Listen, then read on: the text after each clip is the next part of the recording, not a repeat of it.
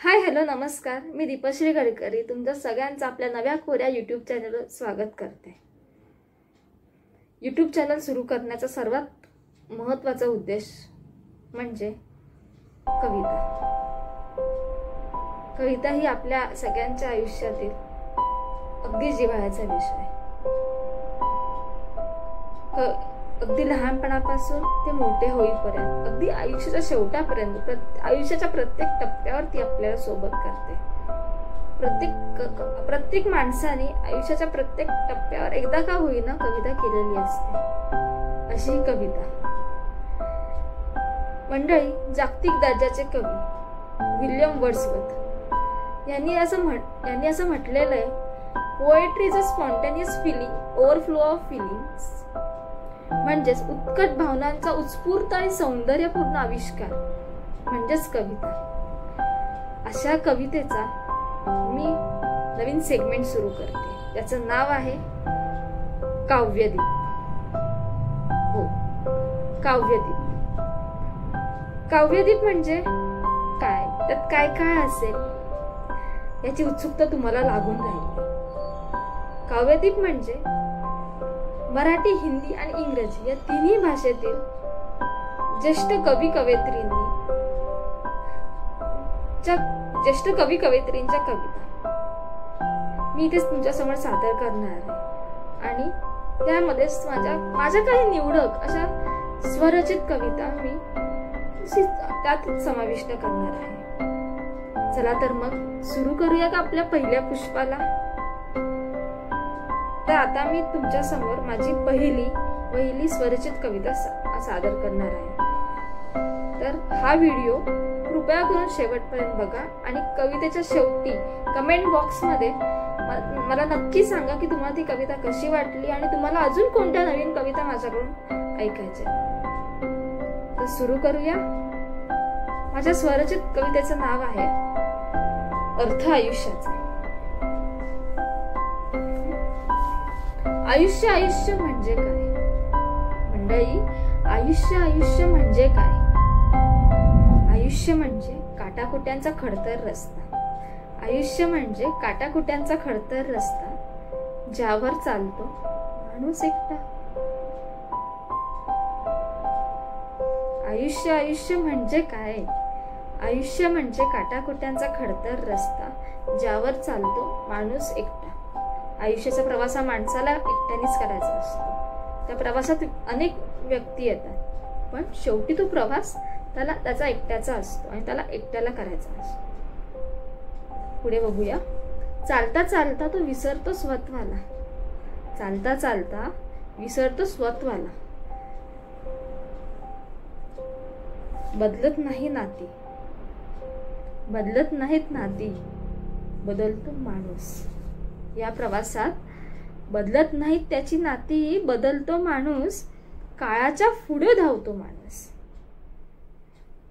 बदलतात त्याच्या गरजा, पण आयुष्य मात्र बदलत नाही. असे आयुष्य जगताना तो मात्र एकलकोंडा पडतो. मंडळी, आयुष्य म्हणजे काय? आयुष्य म्हणजे काय? भावनाशून्य जगाशी स्पर्धा करता स्वतःला प्रत्येक टप्प्यावर सिद्ध करता. मंडळी, आता जगात तुम्हाला माहिती आहे कॉम्पिटिशन खूप वाढली.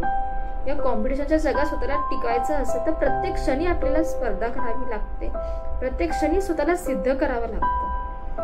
तर हे सिद्ध करता माणूस स्वतःची रक्ताची नाती हरवत जातो. पुढे बघूया.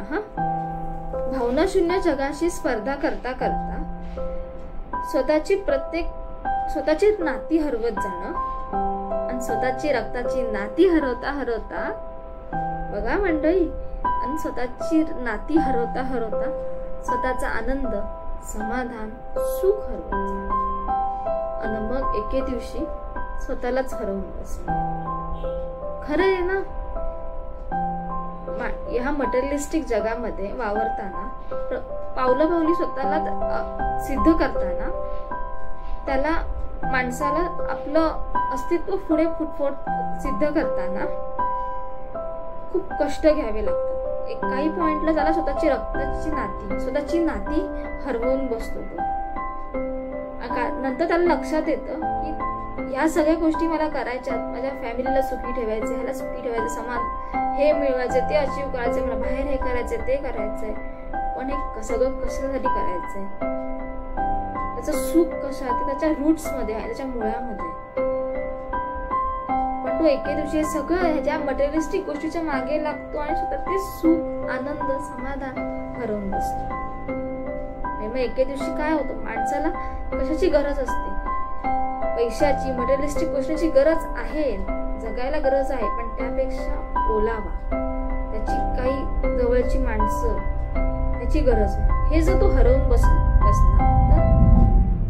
तर त्याबरोबर तो स्वतःलाही नंतर एके दिवशी हरवून बसणार नाही, तो बसतो एका दिवशी, तो स्वतःलाही हरवून बसतो.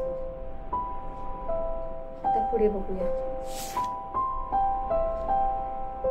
आयुष्य म्हणजे नक्की काय? आयुष्य म्हणजे नक्की काय? यशाच्या शिड्या चढताना त्याला रक्ताच्या नात्यांचा विसर पडतो, त्याला त्याच्या नात्यांचा विसर पडतो. नाती मागे टाकून माणूस पैशांच्या मागे लागतो. यशाच्या मागे धावता धावता माणूस स्वतः जगणं विसरतो. यशाच्या मागे धावता धावता माणूस स्वतः जगणं विसरतो आणि यातच त्याचे माणूस पण मात्र हरवतो. बघा मंडळी, आयुष्य म्हणजे काय? त्याला यशाच्या शिड्या चढायच्या, तो चढायला सुरुवात करतोय, एक पावलं पुढे जातोय. पण हे सगळं पुढे जाताना, या मटेरियलिस्टिक गोष्टींच्या पुढे जाताना त्याच्या पाटाची हक्काची माणसं, त्याची हक्काची नाती तो मागे सोडत चाललाय. आणि तो मागे सोडत चाललाय आणि एके दिवशी तो इतका पुढे निघून गेलाय की तो सगळ्यांना विसरून गेलाय. आणि तो इतका रिजिड बनलाय, इतका कठीण बनलाय की त्याचा स्वतःच्या आतमध्ये एक माणूस आहे, त्याचं एक अस्तित्व आहे, हेच तो विसरून गेलाय. तो विसरून जाण्यापेक्षा तो हरवलाय, तो त्या वेगळ्याच जगामध्ये गेला, त्यातच तो हरवून बसलाय. किती अजब आहे ना हे सगळं, पण खरं आहे. किती अजब आहे हे. असंच असतं का आयुष्य? असंच असतं का आयुष्य? खडतर, भावनाशून्य आणि विचार करायला लावणारं, खडतर, भावनाशून्य आणि विचार करायला लावणारं.